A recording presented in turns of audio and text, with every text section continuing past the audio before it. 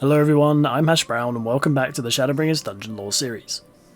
In this series I hope to explain the lore of each dungeon in Final Fantasy XIV, as well as to be informative about what are hopefully some niche things about them. Today's dungeon is the Twinning. The tale of the appearance of the Crystal Tower in the First is one widely known by all that still live across Northrend, but even to those few who remain alive that might have seen it in person, the circumstances behind it are still a mystery. With the Crystal Exarch emerging from the tower and creating the community that would go on to establish the Crystarium, various rumours and suspicions formed about the origins of the two. After our journeys through Northrend, we discover that the tower is the same one that we once visited in the Source, having been transported through the Rift and through time to the First, along with the man revealed to be the Exarch Grohatir. We also learn that it was due to the necessity of preventing an 8th Umbral Calamity on the Source that this plan came to fruition, and was the main reason for the Exarch to call upon the souls of the Warrior of Light and the Scions in the first place. On the Warrior of Light's wanderings through the Crystarium, we come across Bithana, who seems to be in a panic, looking for assistance regarding the tower. It seems as though several researchers have been allowed access into its depths to uncover more secrets about the place, but scouts have reported that various beasts and odd machines have awoken within, swarming the accessible halls and blocking passage into its deepest areas. Additionally, a strange ethereal reading has been detected within. Bithana tells us her orders come from the Exarch, and she sought us out upon his request as our skills seem best suited for clearing the way. Meeting her outside the entrance to the tower, she instructs us to deal with any threats with lethal force, but to watch out for any opposition that may cause too much of a hassle within, hoping to clear the way for researchers to explore the mysterious place.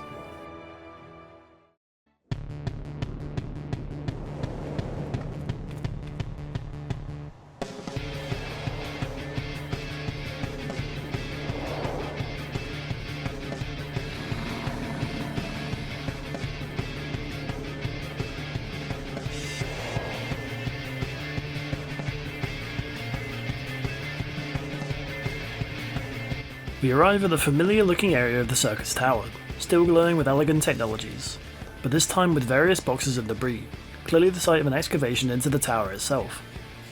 The kind of threats awaiting within make themselves clear from the start, as we encounter creatures familiar to anyone experienced with Allag.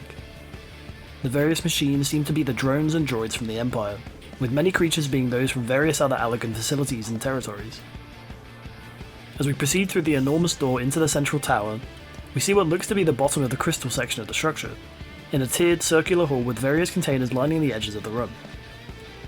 Jumping over to the next section, we fight off more of the awoken defences, and spot one of the Arc Knights breaking open a container to unleash the Kalia within upon the group. After tackling it, we reach repurposing, finding an enormous Zargnal awaiting us there. The creature uses ferocious abilities during the battle, dangerous enough to shatter many of the surrounding cages if the attacks happen to collide with them. It initially stands upon its hind legs, drawing a huge blade and slamming down on the group in turn, followed again by leaping towards each group member, crushing them under its body. Finally, it attempts to use some sort of magical flame to burn the group, forcing them to come together to bear the brunt of the attack. After felling the beast, we take the transporter further down into repurposement, where the style of technology in the surroundings seems to change. As we encounter the first of several data logs here, it becomes clear that the remnants belong to what became of the Garlon Ironworks in the alternate timeline of the 8th Umbral Calamity.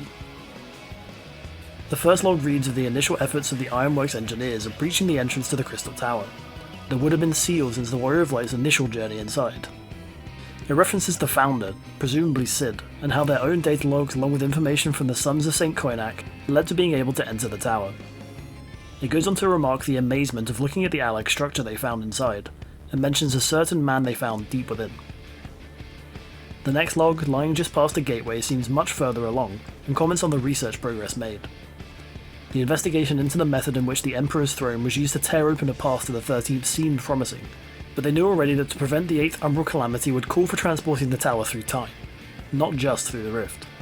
Mentioned at the end are the logs containing the information on the battles with various primals, indicating that they found the solution through one of these primals' abilities.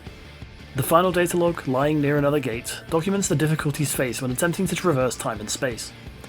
Even though the capability was there, actually performing the required task seemed impossible, as they found the interdimensional rift far beyond their understanding to navigate. They note this time that the only known creature to do so was Omega, the mysterious being from another world that tore into the rift and brought to life various beings from other dimensions. Even so, the means in which it did so remained a mystery to the Ironworks. Moving on, we find ourselves in Ethereal Observation, where a fearsome Allagan construct lurks.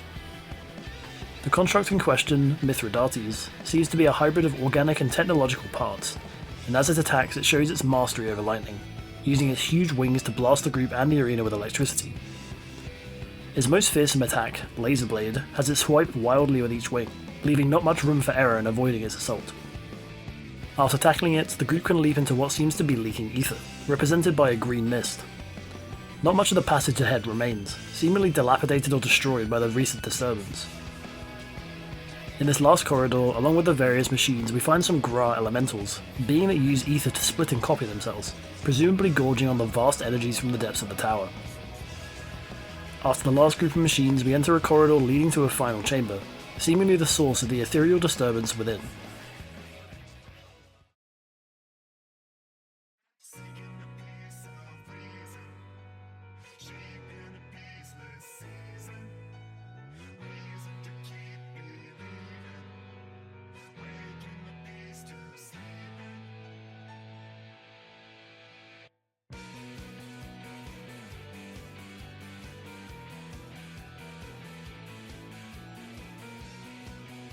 In the cornice, we find a being known as the Tycoon, one that will immediately rouse memories of anyone familiar with the body of Alexander.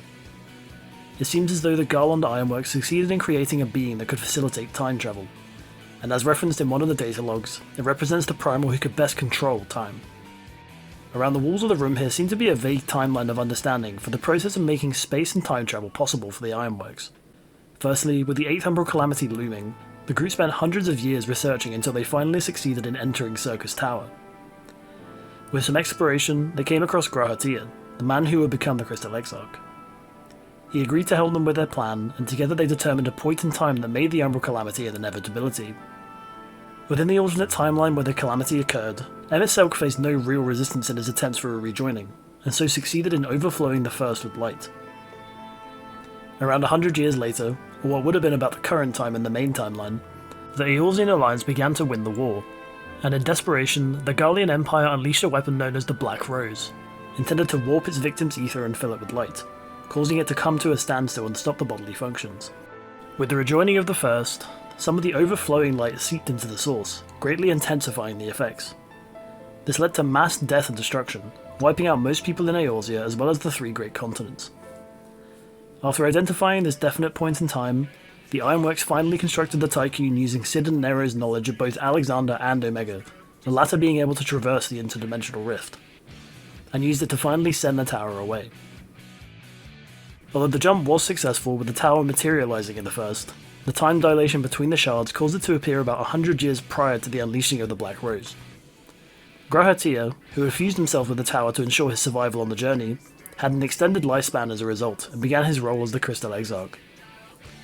The rest is well known, with the creation of the Crystarium and its peoples, and the eventual summoning of the Warrior of Light and Scions in the First.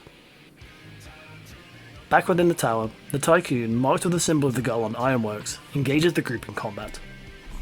Being modelled after Alexander, it still has some amount of control over time. As it unleashes energy blasts from both itself and the edges of the arena, they temporarily get held in stasis. The machine eventually unleashes all these blasts from the time hold at once, launching them across the chamber. As well as controlling time, it creates areas of strong artificial gravity, pulling down any corp within the expanding zones. After enduring its magic crystals and several more beams in stasis, we manage to destroy the machine, settling the disturbance and ensuring no others can put the powers of the Tycoon to further use.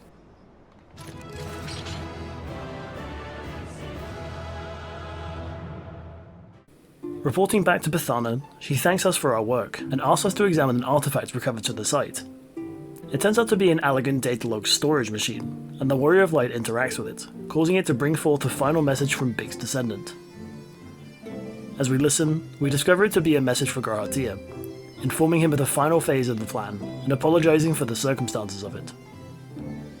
He laments not being able to traverse the rift with the tower, as Grahatia's gift alone allows him to fuse with the tower to survive the journey. Finally, Biggs asks the Makote to simply spare a thought for those he leaves behind in the alternate timeline, although it seems not much of the world is left to remember. He then signs off the message and bids Graha good luck. And with the knowledge that the Ironworks made good on their plan, we lead the tale of the twinning with a final smile. an entirely different timeline in which the Source was ravaged by a horrible weapon, and the first ceasing to exist as we know it, prevented by the Warrior of Light and their allies, along with the help of the man who was sealed within the tower to traverse the rift. Now, with the knowledge of how the tower was transported in the first place, we can stand proud knowing that that dark future is prevented and the people of both stars remain safe. I hope you enjoyed this video. If you did, leave a like and subscribe to the channel for more videos, and I'll catch you next time for the Academia Oneida.